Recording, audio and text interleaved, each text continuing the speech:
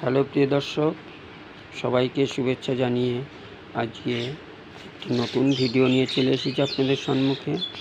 আমার এই চ্যানেলে আপনারা তো গোপালের খাট দোলনা অনেকেই দেখেছেন, তবে আজকে যে জিনিসটা দেখাবো একদম নতুন।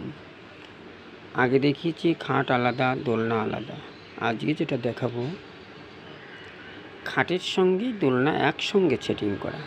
তাহলে কি হবে দেখুন, একজনের একটা খাট রাখবার জায়গা আছে ঠাকুর ঘরে, দ্বিতীয় দোলনা রাখবার জায়গা নাই, তাহলে সেই ক্ষেত্রে তার দোলনা খাট দুটো রাখবার ইচ্ছা থাকলেও রাখতে পারছে না।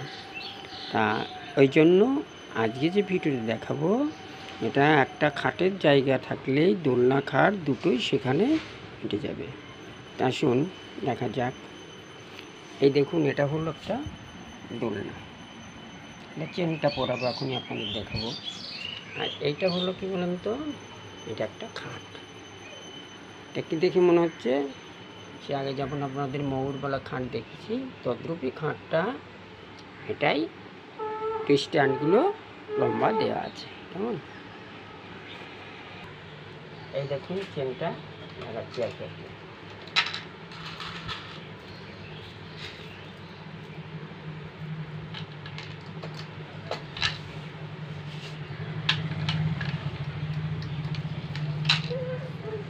হয়তো ভাবছেন কী করে খাটের সঙ্গে দোলনা আবার কী করে করতে, দোলনাটা চেন করলাম।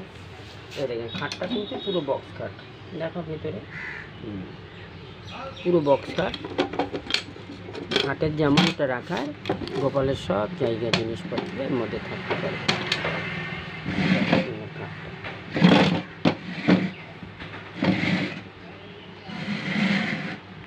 আচ্ছা, এইবার দোলনাটা দেখুন খাটের সঙ্গে কেমনভাবে। এই দেখুন দোলনাটা আমি ভেতরে রেখে দিলাম। দেখুন এইভাবে যদি ছেকলগুলো খুলে দিয়ে কেউ সারাদিন রেখে দেয়, গোপালকে এর মধ্যে বস করে রাখতে পারবে। আবার এটা সরিয়ে ফেলে রাখলেও রাখতে পারবে, এটা আলাদা সাইডে এক জায়গায় থাকলে। এটা যখনই তুলিয়ে দেওয়া হবে তখনই এটা দোলতে শুরু করবে।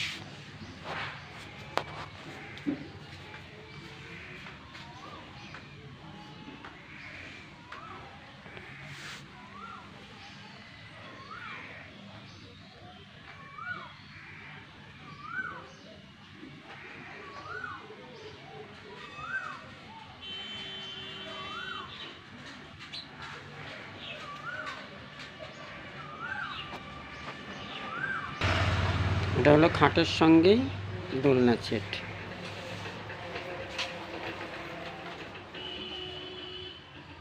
খাট দোলনা একই সঙ্গে সেট করা। আজ এখানে রাখছি। এরকম নতুন নতুন ভিডিও দেখবার জন্য আমার চ্যানেলের পাশে থাকবেন, তাহলে নিত্য নতুন ভিডিওগুলো আপনারা দেখতে পারবেন। আজকের মতো এখানে রাখি।